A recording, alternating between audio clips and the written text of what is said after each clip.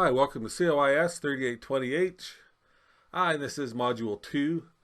In this module, we'll be talking about the time period between World War I and World War II, and shortly after World War II.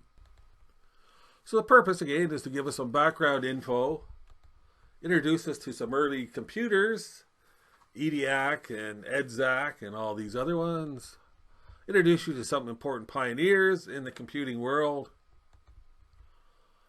And the impact on society was actually quite large. Without the computer's ability to break codes, set up ballistics, firing tables, the Allies may not have won the Second World War. So some pioneers that we're going to cover in this module are Alan Turing. Alan Turing proved mathematically that algorithms can perform any task that we need them to do on the computer.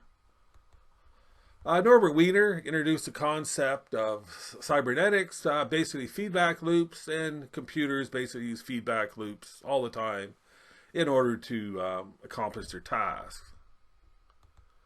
Konrad Zuse was actually a Nazi during the Second World War, so he hasn't been given a lot of credit on this side of the ocean, but he was certainly very, very important in his development with his Z1, Z2, Z3, and Z4 computers. Lots of people argue that his Z4 was the first sort of general purpose computer. John Vincent Atkinsoft was also very important with his ABC computer. World War II, again, one of the main purposes of computers was to break codes.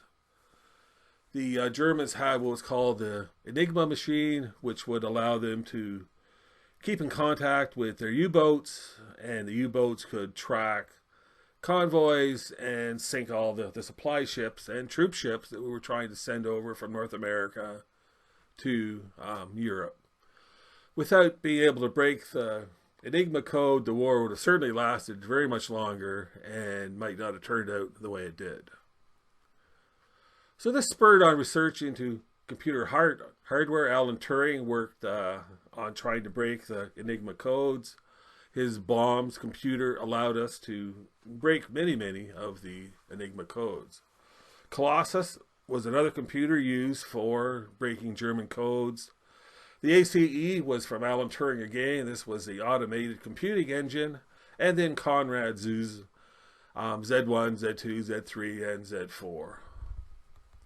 This is a picture of the Z1. Certainly not our idea of what a computer looks like, but it was an idea of what a computer looked like in the late 1930s.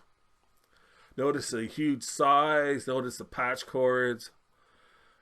We really didn't have the concept of storing computers then, although some people argue that Konrad Zuse came up with the idea first of trying to store a program. So every time that we needed to change a program, we would have to rewire the computer. Just as this gentleman's doing in this slide, he's trying to reprogram the computer. Obviously, from looking at this slide, changing a program was a very complicated endeavor. It would take hours, if not days, in order to change the program that the computer could run. Certainly not like it is today.